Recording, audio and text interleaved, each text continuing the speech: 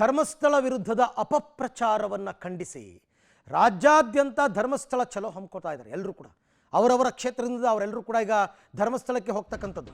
ಈಗ ಧರ್ಮಸ್ಥಳ ಕ್ಷೇತ್ರದ ವಿರುದ್ಧ ಈ ಷಡ್ಯಂತ್ರ ಆರೋಪದ ವಿರುದ್ಧವಾಗಿ ಬಿಜೆಪಿಯಿಂದ ಮುಂದುವರಿತಾ ಇದೆ ಧರ್ಮಸ್ಥಳ ಚಲೋ.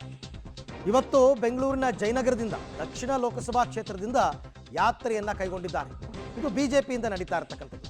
ಶಾಸಕ ರಾಮಮೂರ್ತಿ ನೇತೃತ್ವದಲ್ಲಿ ಧರ್ಮಸ್ಥಳ ಚಲೋ ಜಯನಗರ ಶಾಸಕ ಸುಮಾರು 400 ಕಾರುಗಳಲ್ಲಿ ಧರ್ಮಸ್ಥಳ ಯಾತ್ರೆಯನ್ನು ಕೈಗೊಳ್ತಾ ಇದ್ದಾರೆ.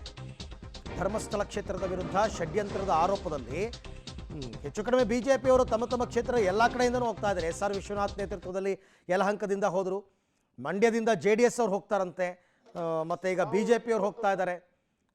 ಎಲ್ಲರೂ ನೋಡಿ, ಅಲ್ಲಿ ಸಂಸದ ತೇಜಸ್ವಿ ಸೂರ್ಯ, ಶಾಸಕ ರಾಮಮೂರ್ತಿ ಸೇರಿದಂತೆ ದಕ್ಷಿಣ ಲೋಕಸಭಾ ಕ್ಷೇತ್ರದ ಬಹುತೇಕ ಬಿಜೆಪಿ ಕಾರ್ಯಕರ್ತರು 400 ಕಾರುಗಳಲ್ಲಿ ಹೋಗ್ತಾ ಇದ್ದಾರೆ ಧರ್ಮಸ್ಥಳಕ್ಕೆ.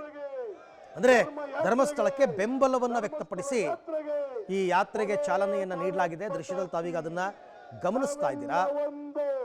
ಎಲ್ಲ ಬಿಜೆಪಿಯ ನಾಯಕರುಗಳು ಕೂಡ ತಮ್ಮ ಈ ಥರದ ಕಾರ್ಯಕ್ರಮವನ್ನು ಆಯೋಜನೆ ಮಾಡ್ಕೋತಾ ಇದ್ದಾರೆ. ಧರ್ಮಸ್ಥಳ ಯಾತ್ರೆಗೆ, ಧರ್ಮಸ್ಥಳ ಯಾತ್ರೆಗೆ, ಧರ್ಮದ ಯಾತ್ರೆಗೆ, ಧರ್ಮದ ಯಾತ್ರೆಗೆ, ಧರ್ಮ ಯಾತ್ರೆಗೆ, ಧರ್ಮಸ್ಥಳ ಯಾತ್ರೆಗೆ, ಬೋಲೋ ಭಾರತ್ ಮಾತಾ ಕೀ. ನಾವೆಲ್ಲ ಒಂದು.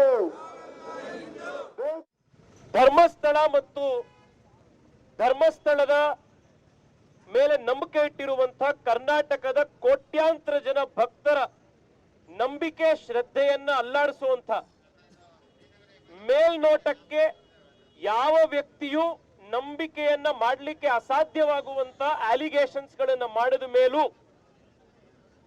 ತಕ್ಷಣದಲ್ಲಿ ಸರ್ಕಾರ SIT ರಚನೆ ಮಾಡಿ ಅದಕ್ಕೆ ಅಷ್ಟೊಂದು ಪ್ರಾಮುಖ್ಯತೆ ಕೊಟ್ಟು ಒಂದು ಬಹಳ ದೊಡ್ಡ ಷಡ್ಯಂತ್ರ ಭಾಗವಾಗಿ ಸರ್ಕಾರ ಇದ್ದಂತ ಸಂದರ್ಭದಲ್ಲಿ ಇವತ್ತು ಮಾನ್ಯ ಮುಖ್ಯಮಂತ್ರಿಗಳು ಮತ್ತು ರಾಜ್ಯ ಸರ್ಕಾರದ ಹತ್ರ ನಾವು ಇವತ್ತು ಒಂದಿಷ್ಟು ಪ್ರಶ್ನೆ ಕೇಳ್ತಾ ಇದ್ದೀವಿ. ಮೊದಲನೇ ಪ್ರಶ್ನೆ, ಸಾವಿರಾರು